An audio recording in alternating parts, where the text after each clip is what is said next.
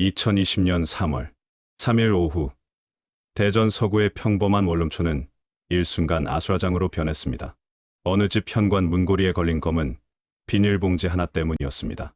봉지 틈새로 뚝뚝 떨어지는 선분홍색 액체는 계단실을 타고 불길하게 번져나갔고 비릿한 육향이 공기를 메웠습니다. 신고를 받고 출동한 경찰이 조심스럽게 봉지를 열었을 때 그 안에서 발견된 것은 인간의 신체 일부, 바로 남성의 생식기였습니다.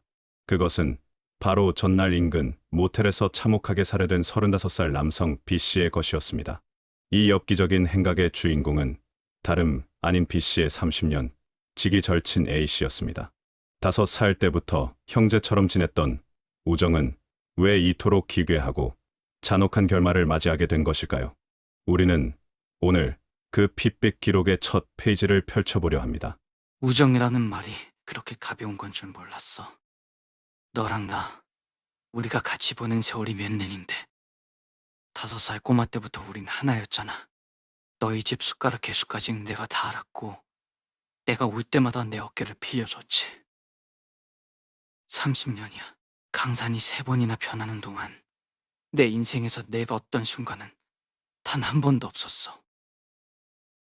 초등학교 때 같이 떡볶이를 사 먹고, 중학교 때 처음으로 담배를 배워보고, 고등학교 때 서로의 연애 상담을 해주던 그 모든 순간이 다 선명한데, 그런데 내가 그 더러운 욕망을 참지 못하고 내 전부였던 그녀를 짓밟았을 때, 내 안의 우정은 시커먼 층으로 타버렸어.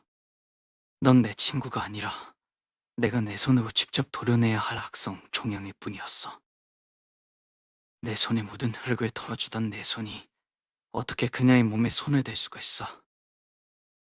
사건의 트리거는 2019년 9월로 거슬러 올라갑니다. 피고인 A씨는 자신이 가장 아끼던 연인을 친구 B씨에게 소개했습니다. 그날 밤 셋은 기분 좋게 술을 마셨고 A씨는 까무러치듯 잠이 들었습니다. 하지만 그 정적 사이에서 비극이 터집니다. B씨는 술에 취해 정신을 잃은 A씨의 애인에게 성범죄를 저질렀습니다. 법적으로는 중간간입니다. 하지만 어씨에게 이것은 단순한 형법상의 범죄가 아니었습니다.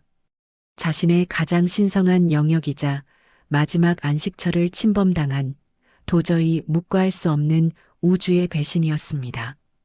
이때부터 어씨의 머릿속에는 오직 한 가지 생각뿐이었습니다.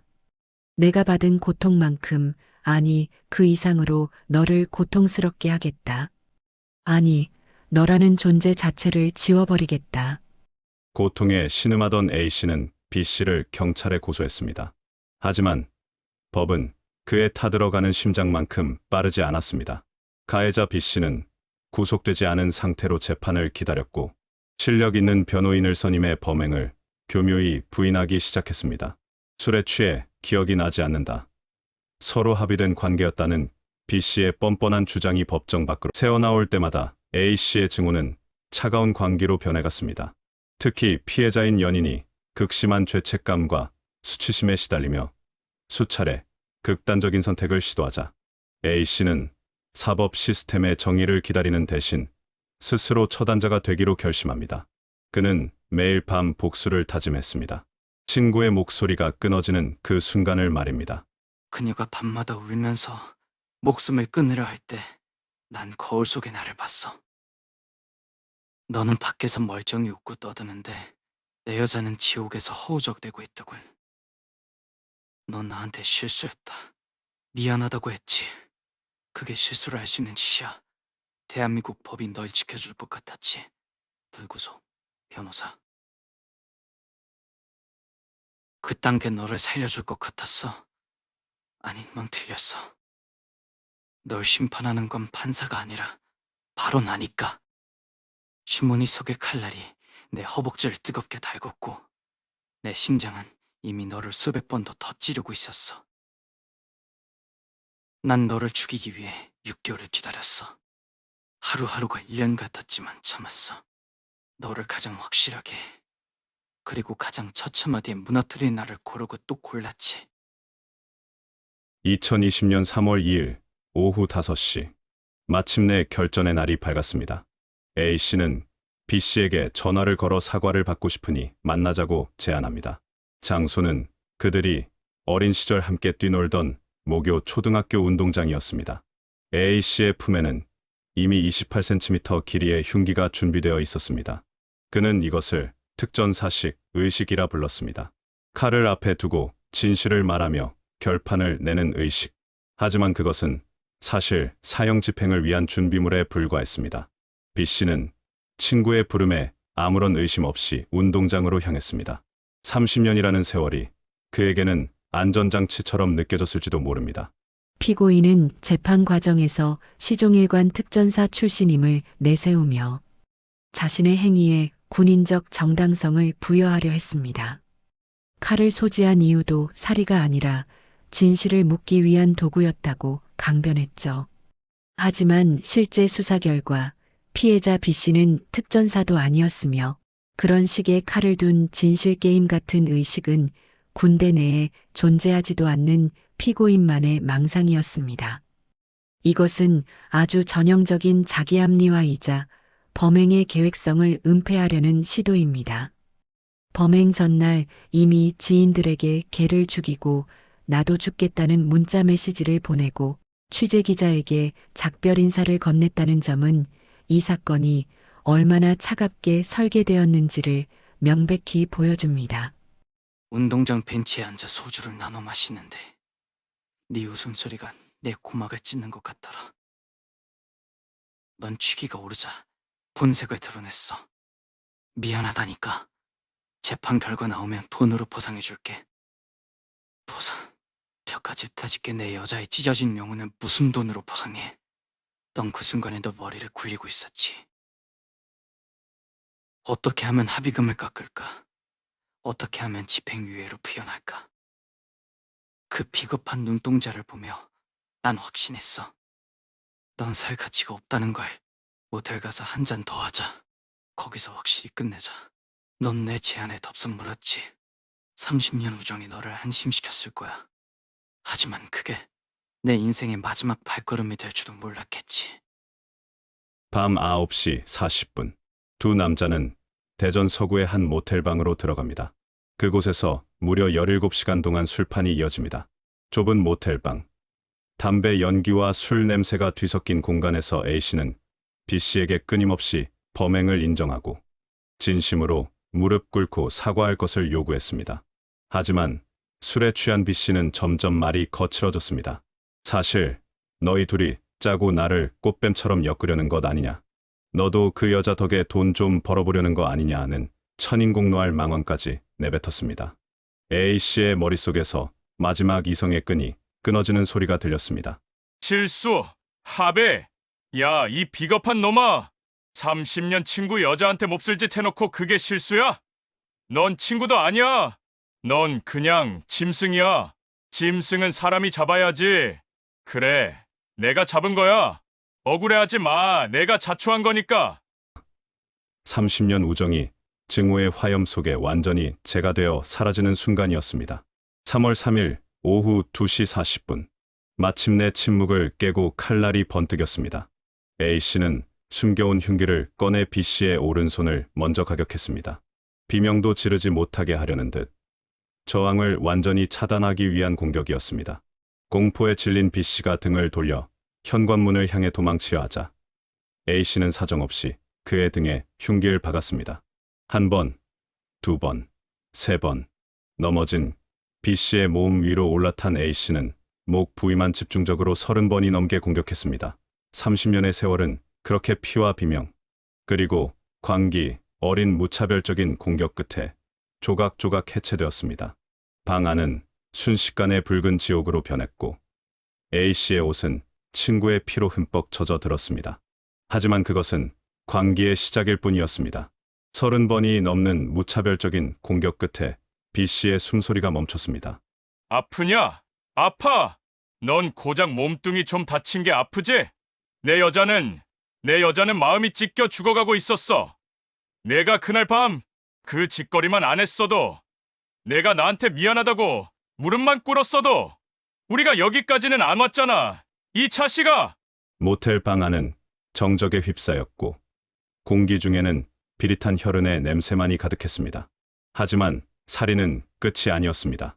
A씨의 광기는 숨이 멎은 시신 앞에서 더욱 기괴한 형태로 진화합니다.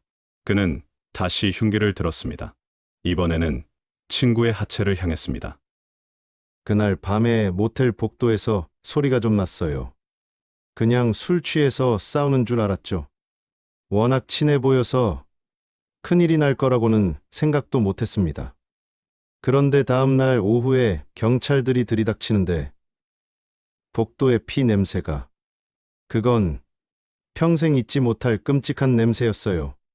사람이 사람한테 어떻게 그런 짓을 하나 싶더라고요. 나중에 알고 보니 그 둘이 어릴 때부터 절친이었단데 그게 더 소름 돋았어요. 30년 지기 친구의 신체 일부를 도려내는 행위. 그것은 자신의 연인을 범한 그 근원을 제거하겠다는 상징적인 복수이자 피해자의 남성성을 영원히 말살하겠다는 파괴적인 의지였습니다. A씨는 잘린 부위를 사진으로 찍어 또 다른 친구에게 전송했습니다. 내가 해냈다는 일종의 전리품 보고이자 뒤틀린 승리 선언이었습니다. 피 묻은 손을 내려다보며 피가 내 얼굴에 튀는데 이상하게 마음이 차분해지더라. 30년 동안 가슴에 얹혀있던 바위 덩어리가 한순간에 가루가 되어 사라지는 느낌이었어. 내가 죽고 나서야 비로소 평화가 찾아왔지. 나는 내 시신 앞에서 한참을 서 있었어. 그리고 내가 그 더러운 욕망을 채웠던 그곳을 도려냈지. 넌 죽어서도 그 짓을 기억해야 하니까. 봉지에 담긴 그 조각을 들고 밖으로 나왔을 때 대전의 하늘은 그 어느 때보다 맑아 보이더라. 그녀의 집으로 향하는 발걸음이 가벼웠어.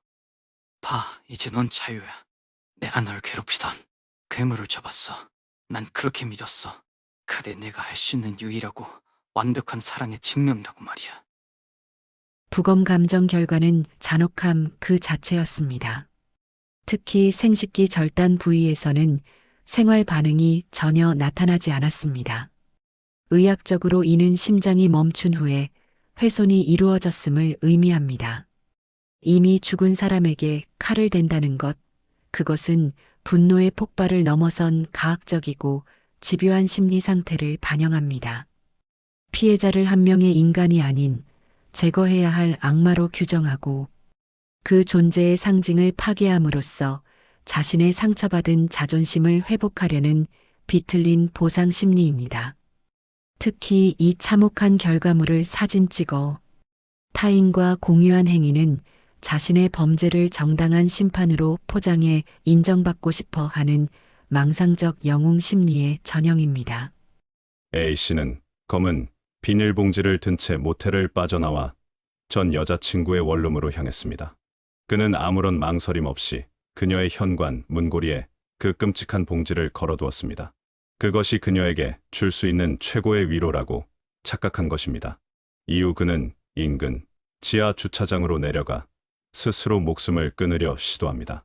복수라는 명목의 과업을 마쳤으니 자신도 친구의 뒤를 따르겠다는 비장한 시나리오였습니다. 하지만 그는 죽지 않았습니다. 경비원에 의해 발견된 그는 병원으로 압송되었고 고지어 모텔방의 참상이 세상에 드러나며 대한민국을 충격에 빠뜨립니다.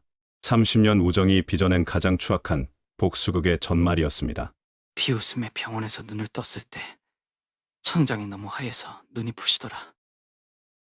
경찰들이 들이닥치고 수갑이 채워질 때도 난 당당했어. 경사들이 나보고 괴물이라고 하더군. 친구를 그렇게 죽이고 어떻게 멀쩡하냐고. 난 웃어줬지. 괴물은 내가 아니라 죽은 그놈이라고. 30년의 형제로 지낸 놈이 내 여자를 겁탈했는데 법은 그놈을 놔뒀잖아. 내가 아니었으면 그놈은 지금도 어딘가에서 다른 여자를 노리고 있었을 거야. 난 가해자가 아니야. 난 이 사회에 쓰레기를 치운 청소부고 내 여자를 지킨 기사야. 감옥. 20년, 그게 뭐가 무서워. 난 이미 그 방에서 자유를 얻었는데. 30년 지기 친구를 직접 처단한 남자. 여러분은 그의 선택을 어떻게 보십니까? 복수라는 이름의 광기가 낳은 이 사건의 결말. 법정에서는 어떤 판결이 내려졌을까요? 좋아요로 여러분의 생각을 표현해 주시고 채널을 구독해 다음 이야기를 이어가 보세요. 1심 재판부는 이 사건을 참작 동기가 있는 살인으로 분류했습니다. 피해자 B씨가 성폭행이라는 원인을 제공했다는 점을 인정한 것입니다. 재판부는 피해자가 범행을 강력하게 유발했다는 점을 들어 징역 20년을 선고했습니다. 그러나 사회적 여론은 들끓었습니다. 사적 복수가 이토록 잔인하게 허용되어도 되는가에 대한 논란이 일었습니다. 무엇보다 가해자 A씨의 태도가 문제였습니다. 그는 법정에서도 반성은커녕 피해자와 그 유족들을 조롱했습니다. 검찰은 즉각 항소했습니다.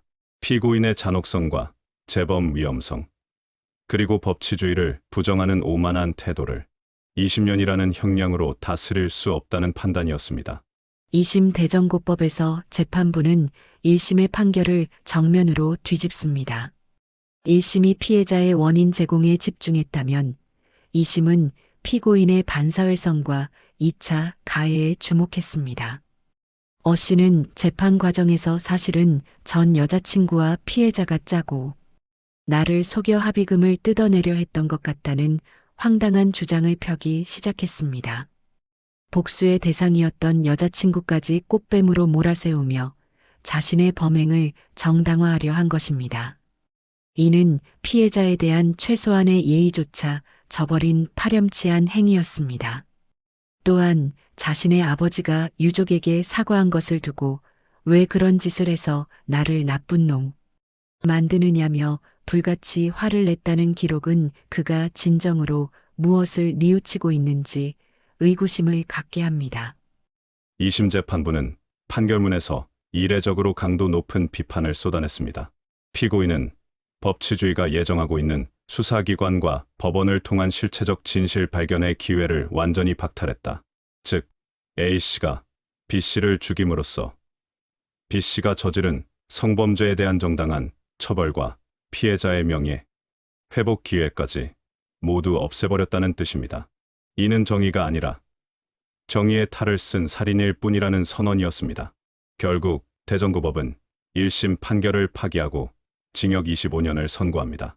10년간의 전자발찌 부착 명령과 함께 피해자 유족 근처에도 가지 말라는 준수사항이 덧붙여졌습니다. 25년, 내 나이 60이 넘어야 이 문은 나갈 수 있겠지. 판사가 그러더군. 내가 진실을 밝힐 기회를 뺏었다고. 웃기지 마. 진실은 이미 그날 모텔 방에서 내 칼끝이 말해줬어. 난 후회 안 해. 아니, 후회할 수가 없어. 다만 가끔 꿈엔 내가 나와. 5살 때 우리가 처음 만났던 그 운동장에서 넌 나를 보며 웃고 있더라. 그럼 난 너를 껴안고 울어. 그러다 잠에서 깨면 다시 이 차가운 벽이야. 내 손엔 여전히 내 피냄새가 나는 것 같아. 25년 동안 난 매일 밤 너를 죽이고 또 매일 밤 너와 함께 울겠지. 그게 내가 나에게 남긴 마지막 저주인가 봐. 30년의 세월을 난도질한 그 남자의 선택, 그리고 그가 남긴 핏빛 낙인. 이 사건은 우리에게 묻습니다. 법이 외면한 고통을 개인이 해결하는 것이 진정 정의로운가? 피고인 A씨는 사랑하는 여자를 위해 복수했다고 말하지만 그 결과로 남겨진 것은 산산조각 난 가족들과 평생 지워지지 않을 잔혹한 기억뿐입니다. 복수는 결코 치유가 될 수 없으며 폭력은 또 다른 파괴만을 낳을 뿐이라는 진리를 이 사건은 피로 증명하고 있습니다. 2020년 대전의 그 뜨거웠던 복수극은 그렇게 우리 사회에 인간의 존엄과 법의 무게에 대한 무거운 숙제를 남긴 채 막을 내렸습니다. 지금까지 2020년 대전 친구살인 실제 사건 재구성이었습니다. 감사합니다.